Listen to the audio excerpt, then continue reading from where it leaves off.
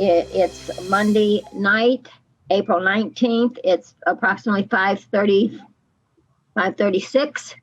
And I will now call the roll if that sounds all right. Mrs. Timmons? Here. Mrs. Oden? Here. Oh, I don't see your beautiful, oh, there you are. And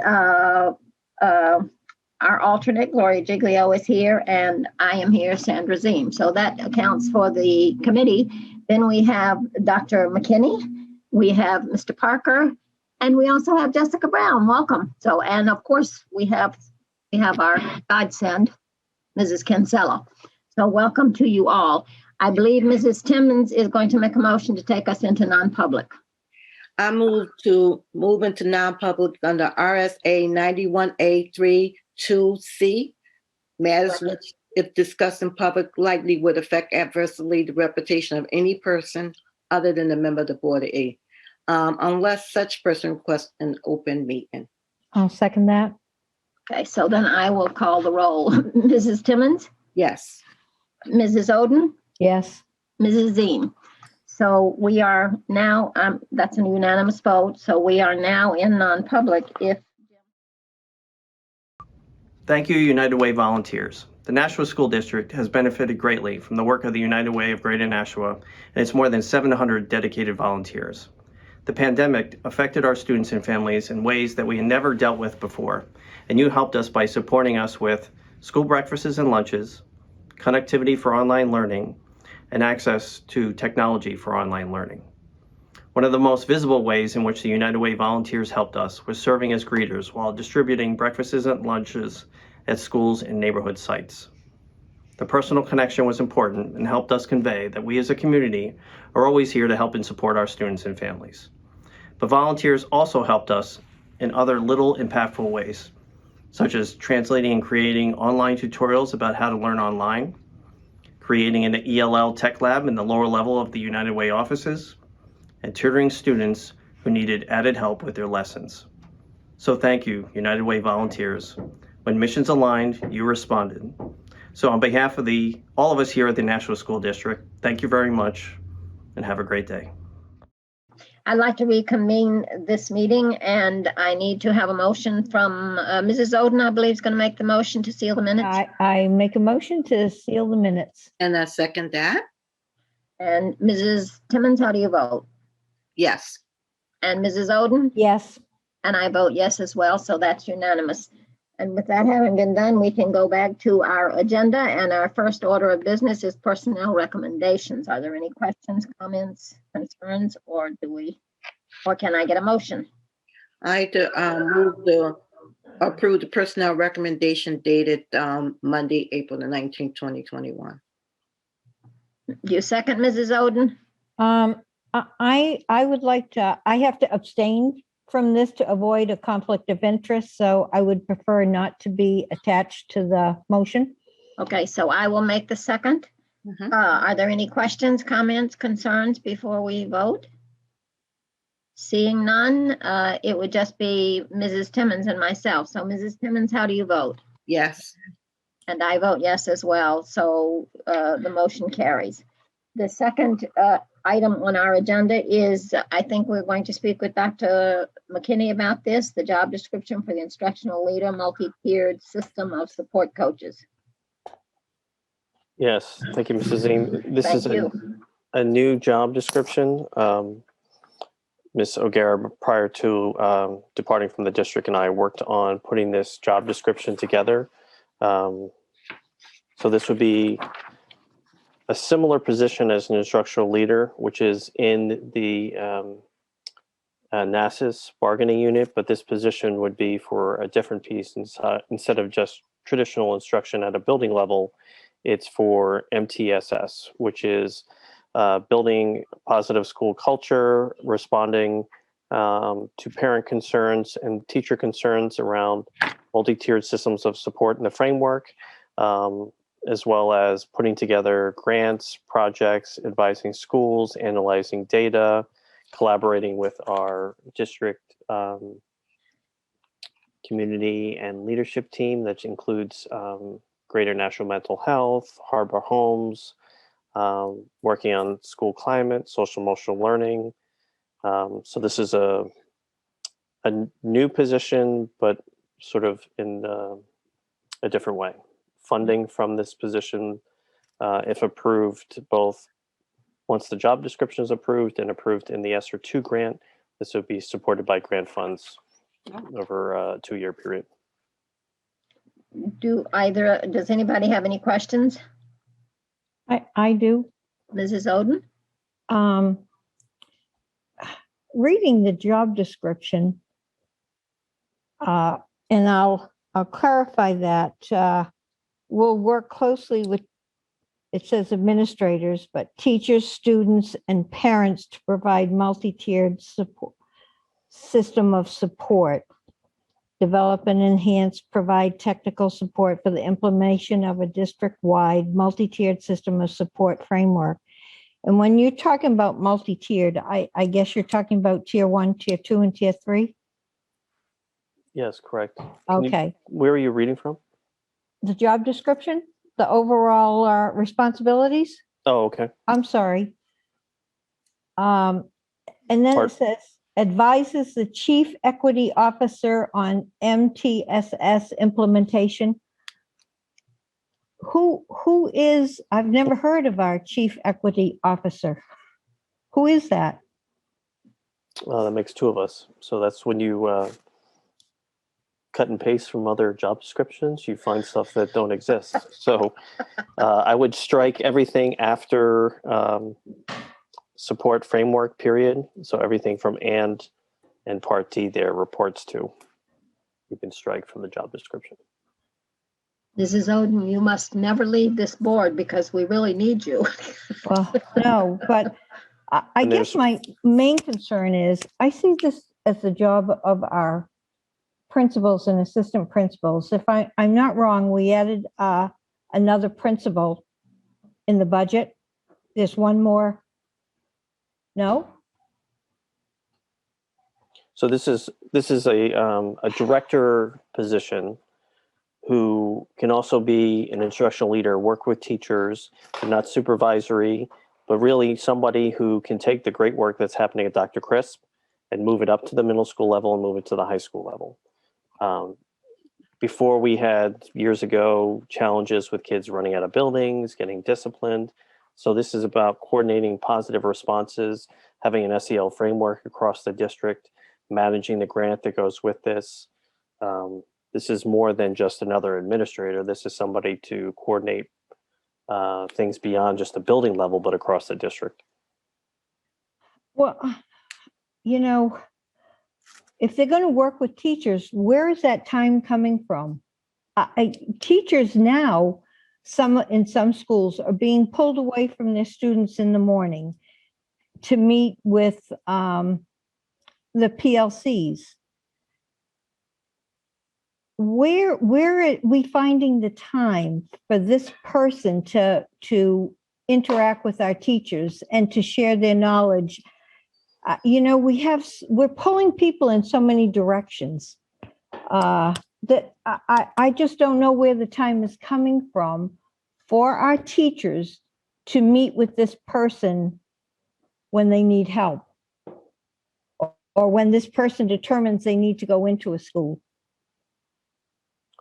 So one, the purpose of presenting this here is to approve the job description. 2, finding the time is at the purview of the school and the district. There are times at faculty meetings, early release, in-service days, and we can compensate teachers for time outside their workday.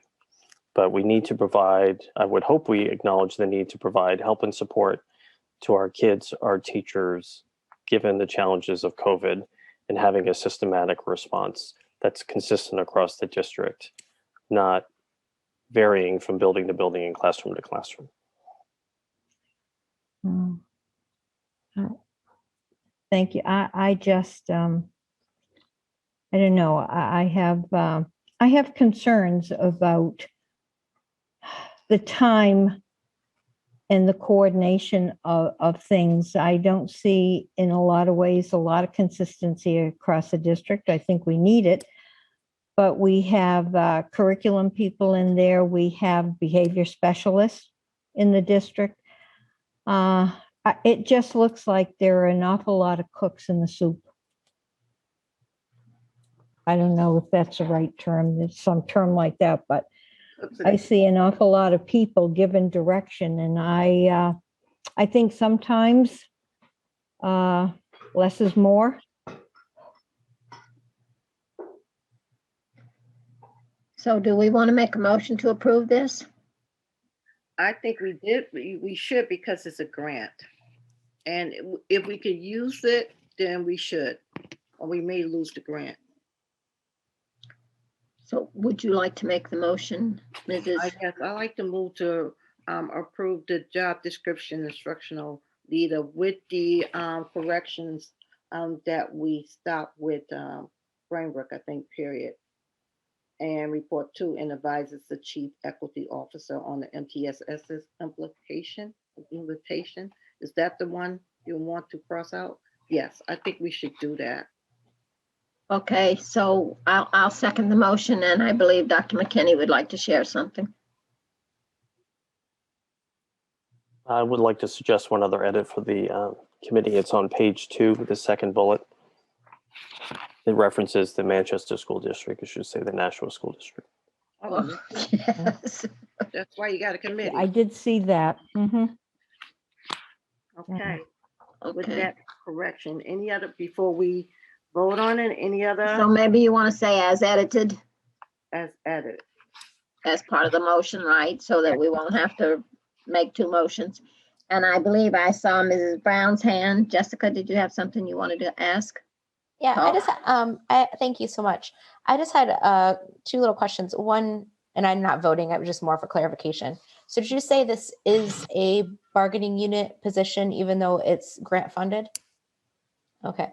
And my other question was the fund, this is there a grant that's contingent upon this position, or is this just happens to be a new position that we are planning on using grant fundings to support? I heard the second part. Could you say your first part of your question one more time? Yeah, so it's not a grant.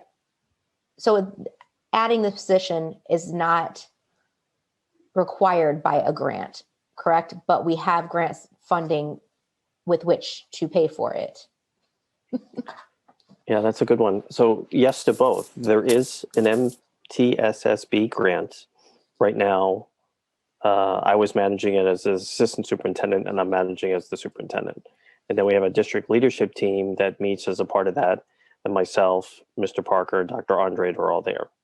We would like to have this person oversee the grant, be paid for by grant funds.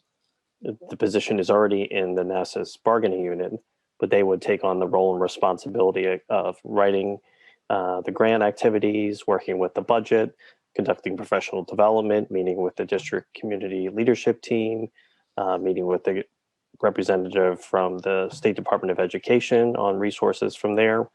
The project's going well at Dr. Chris. We like to move to one of the middle schools and eventually to one of the high schools. I just don't think a solution is disciplining kids all the time without providing help and support. So part of this role would be, what are the positive supports we can provide to all kids across the district? Excellent. Thank you. For what it's worth, I'm not voting on this particular motion. I do think it's great to have someone to coordinate the efforts district-wide and create that equity between schools and transition kids as they're moving up to the next level. So I do support it. Thank you. Dr. McKinney, may I ask, we're saying that basically it's already in its pilot program, if you will, at Dr. Crisp, and that it's gone successfully there, and this is an expansion. This is to put somebody over it and make it district-wide. Am I getting that correctly? Yes, those are steps 2 and 3. Right now, we're trying to get the job description, secure grant funding, and then hopefully work on those other steps. And so while I agree with Mrs. Oden's point that our teachers, I'm sure you do too, our teachers are absolutely overwhelmed right now. They've been on an overcrowded schedule for quite a while. Hopefully this is all going to settle down a little bit as we move out of hopefully this monster that we've been dealing with. So I will vote for it with the hope that that will be kept in mind. And I have great confidence in the district. I know that you try hard to do the best you can, sometimes with less than what we need to do the job. And I think that is part of Ms. Oden's point, that, you know, that our teachers are overwhelmed because we don't have enough, really don't have enough personnel, not in administration or anywhere else. So, but I will be voting for this based on that. Mrs. Giglio, are you all set? No questions, comments, anybody else? I do not have any questions at this time. Thank you. Having said that, Mrs. Aim, I have another question. oh, I'm sorry, Mrs. Oden, I don't see you either, so, there I'm you sorry. are. No, it's me. If you're looking to move this from Dr. Chris to the middle school, when is it going to be shared with the other 11 elementary schools?